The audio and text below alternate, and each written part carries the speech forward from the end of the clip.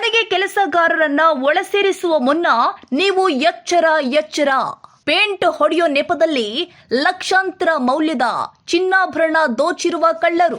ನಿತ್ಯ ಚಂದ್ರಶೇಖರ್ ಎಂಬುವರ ಮನೆಯಲ್ಲಿ 25 ಲಕ್ಷ ಬೆಲೆ ಬಾಳುವ ಚಿನ್ನಾಭರಣ ದೋಚಿದ ಖದೀಮರು. ಬೆಂಗಳೂರು ಉತ್ತರ ತಾಲೂಕಿನ ದಾಸನಪುರ ತಾಲೂಕಿನ ರಾಮಾಂಜನೇಯ ಬಡಾವಣೆಯಲ್ಲಿ ಘಟನೆ. 2 ಅಂತಸ್ತಿನ ಮನೆ ಕಟ್ಟಿಸಿರುವ ನಿತ್ಯ ದಂಪತಿಗಳು ಕಳೆದ ತಿಂಗಳು ಹಿಂದೆ ಬಾಡಿಗೆ ಮನೆಯವರು ಖಾಲಿ ಮಾಡಿದ್ರು.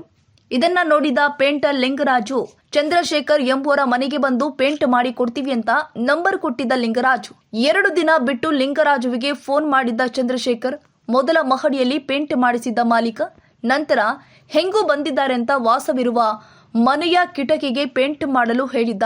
ಅದರಂತೆ ಪವನ್ ಕುಮಾರ್, ಮಂಜುನಾಥ್, ವೆಂಕಟೇಶ್ ಎಂಬುವವರು ಪೇಂಟ್ ಮಾಡಿದ್ದಾರೆ. ನಿತ್ಯ ಚಂದ್ರಶೇಖರ್ ಮನೆಯ ರೂಮ್ ಪೇಂಟ್ ಹೊಡೆಯಲು ಮುಂದಾಗಿದ್ದಾರೆ. ಈ ವೇಳೆ ಮಗು ಆಚೆ ಅಳುವ ಶಬ್ದ ಕೇಳಿಸಿದೆ. ಹೊರಗೆ ಹೋಗಿ ಬರುವಷ್ಟರಲ್ಲಿ ಬೀರುವಿನಲ್ಲಿ ಇದ್ದ ಚಿನ್ನಾಭರಣ ದೋಚಿದ್ದಾರೆ.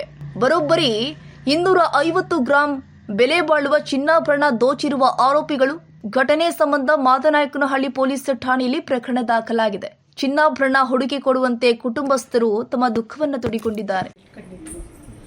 ಸ್ವಲ್ಪ ಸೈಡ್ ತೆಗೆದ್ರು, ಸಾಲ ಇತ್ತು, ಸಾಲ ತೀರ್ಸೋದಕ್ಕೆ ಅದು ಒಡವೆ ಗಡ ಇಡೋಕ್ಕೆ ಅಂತ ಹೇಳ್ಬಿಟ್ಟು ತಗೊಂಬಂದಿದ್ದು ಇಟ್ಟಿದ್ದು.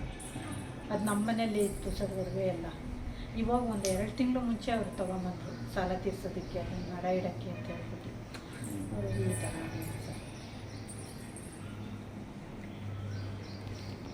ಇದು ನಿಮ್ಮ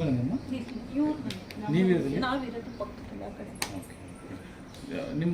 ನಿಮ್ಮ ಹಸ್ಬೆಂಡು ಇದೆಲ್ಲ ಇಲ್ಲ.